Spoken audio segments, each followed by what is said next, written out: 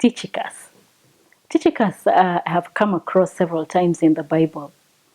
But when I was reading the second letter to Timothy from Paul, I came across him again, and he's in one simple verse, chapter 4, verse 12, where Paul says, "And Tychicus I have sent to Ephesus." And so when I was reading this letter, I asked myself, who is Tychicus, and why was Paul sending him to Ephesus? Remember, the background of this letter is that Paul is in prison for the second time in Rome. And from the way he's writing, it looks like he's aware that he's coming sort of like the end of his life. This is where he says, I have fought the fight, I have finished the race, and I have kept the faith. And he also says, my time of departure is coming near.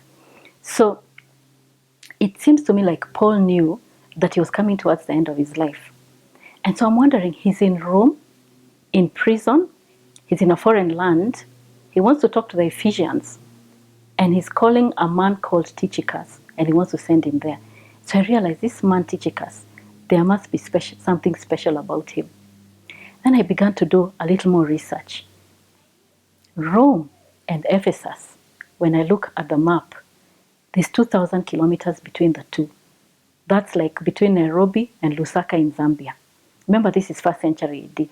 So Paul is trusting that Tychicus will go from Rome to Ephesus and actually do what he's asked him to do.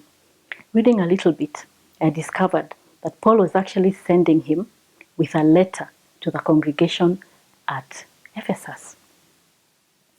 And I wondered, now, this was a difficult time in the empire of Rome. Nero was ruling at that time. He was very hostile to Christians.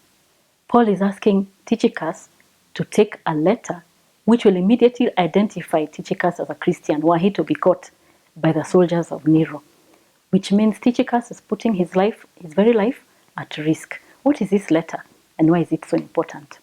A little more research, and I discovered this is what is now the letter of Ephesians in my Bible.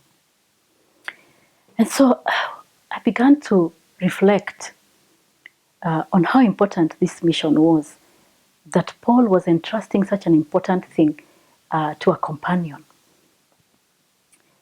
And I began to think about ourselves today as Christians. Are we willing to risk our lives like the fathers of the faith did, like Paul and Tychicus did, for the cause of the gospel? Are we willing to risk even our jobs, our friends? Perhaps sometimes it's even just a contract that we are chasing. Are we willing to risk that for the cause of the gospel? And sometimes the answer is no. And so when I was writing this particular article, after I'd read this letter to Timothy, I ended it with a prayer to God, asking him, Lord, help me be as committed to the cause of the gospel like Tychicus.